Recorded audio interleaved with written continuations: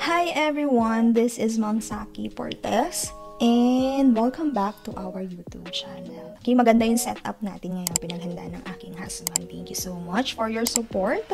And okay, so ang purpose talaga ng video ko is for my educational output ng mga student ko, as well yung mga speakerships and yung mga ini-invite kong mga speakers sa aming school. So for those who have new, of course, kakaunti pa lang naman kayo, ay ako po again, Ma'am Saki Portes. I'm a registered guidance counselor and also a licensed professional teacher here in the Philippines. So, I make this video because madaming somehow nagtatanong about may mga Q&A tayo or may mga questions tayo na kailangan ng answers dun sa aking uploaded video 8 months ago. So, ngayon ako gumawa kasi sobrang busy. So, in-embrace ko na ang pagiging guidance counselor ko kasi before, I'm a senior high school teacher. So, reclass, tawag natin doon sa DepEd para maging guidance counselor na ako. So, wag na nating patagalin pa. So, yung uploaded video ko dito sa channel natin is yung PRC requirements for Registered Guidance Counselor Board Exam. Ano yung mga requirements para makapag-apply ka sa mag-exam dito sa licensure bilang isang RGC. Kakaunti lang tayo here in the Philippines at saka very timely ang ating profession when it comes to mental health. Okay? So, ang daming student na kailangan talaga ng professional help at napakapalad ng mga school na meron talagang RGC. Okay? So, ito yung question. Nasagot ko na yung iba sa comment section pero mine's as well na gumawa ako ng video. So, sabi dito, need ba talaga ng master's degree? Kasi dun nga sa in-upload ko, sinabi ko na bago ka makapag-exam ng guidance and counseling here in the Philippines, kailangan MA graduate ka. Yes po, kailangan po ay MA graduate ka. Kasi magdadal ka with different mental health issues dun sa mga student and kailangan is mas mataas yung iyong educational qualification. Okay? So, next question. Pwede po ba kahit hindi MA pero may subject units ng RGC naman po?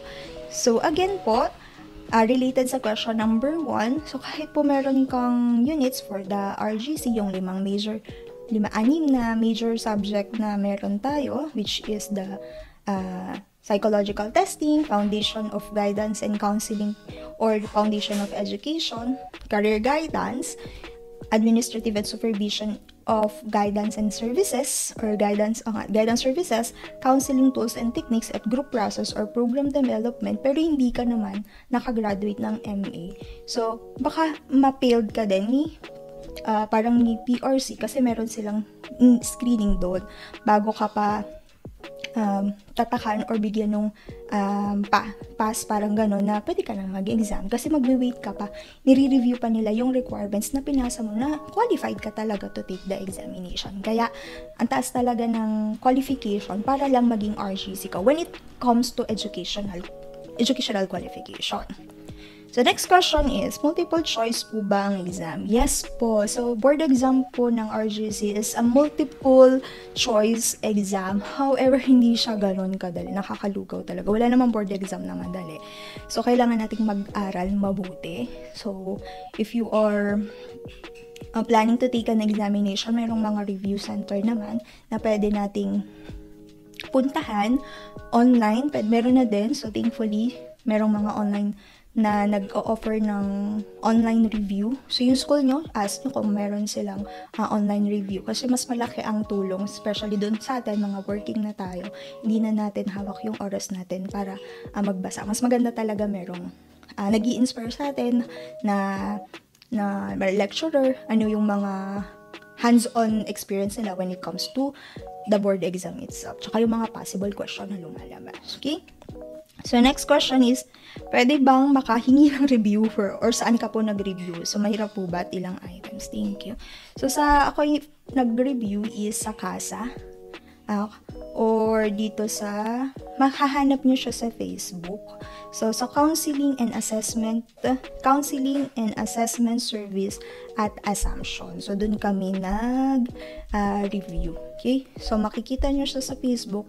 So, nagbayad kami ng so parang through BDO or GCash. So, makikita nyo naman yung details nila. Hindi ko lang alam kung baka sila yung nagtaas na or whatsoever. So, better yet na i-chat nyo sila. Very responsive naman sila. Tsaka napakababait ng mga lecturer, nung admin nung page. So, may parang guidance talaga sila. Counselor talaga. Very welcoming. Hindi nakaka-open yung mga chat nila. Pag may inquiries ka, re-reply sila. Okay, dun sa reviewer. So, syempre meron talaga mga magsa-self-review na lang kasi medyo pricey din ang review center. Meron kaming contract na pinirmahan na parang we're not allowed to replicate or to send it to anyone. So, naintindihan din naman natin. Pero pwede kayong mag-join doon sa mga Facebook group.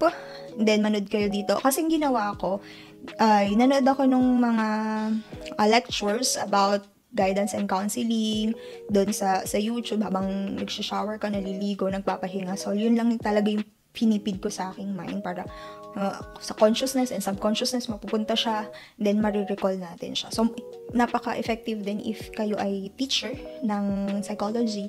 So, marirefresh nyo talaga siya. Okay? So, again, ang review center ko is CASA, and then dun sa mga balak mag-self-review. So, pwede din naman siya. Pwede kayo mag-download online yung mga free na reviewers. Join the group, Guidance Counselor Group, PH Review Center, para ma-refresh din kayo. Then, this YouTube channel, dun ako nagre-review. Podcast. Lecturer ko dun is mga psychiatry, psychologist na ganyan. Kasi meron din silang topic na related, pero sinasala ko lang kung ano yung mga nasa need ng TOS or Table of Specification para sa RGC. Okay, so hopefully makatulong, tsaka sana makapasa kayo, no? So, next question is, ma'am, can a non-BS psychology or guidance counselor get an MA in guidance and counseling? Yes, of course. So, marami pong registered guidance counselor na teacher ang natapos nila. Parang values ang major. So, yung iba din yung major, pero they find the heart to do counseling. So, kahit hindi ka psychology or guidance, ang iyong MA, ang BS mo or undergrad mo is pwede kang mag-take ng MA. Pero may mga schools na nagre-record ng units ng psychology para parang additional unit, mas maunawaan mo yung basic foundation. Kasi ang counseling is, however, naka-embed siya or yung foundation niya is nakaline talaga sa psychology. Advantage if psychology graduate ka or behavioral science and guidance and counseling. Pero kung hindi naman, it's okay. So, mapag-aaralan naman lahat yun. Next question is, what qualification to take the Masters in Guidance and Counselor po? So, BS Business Administration po kasi ako. So, you can check your school. So, depende kasi po sa mga schools. Pero, again, related dun sa question kanina, non-psychology, non-behavioral science, or non-guidance counseling courses can also take the MA in Guidance and Counseling. However, dito sa question mo, ang qualification is parang yung normal qualification lang to take the master's degree, na kailangan meron silang certain level of GWA dun sa grades na mamimit para makapag-MA ka.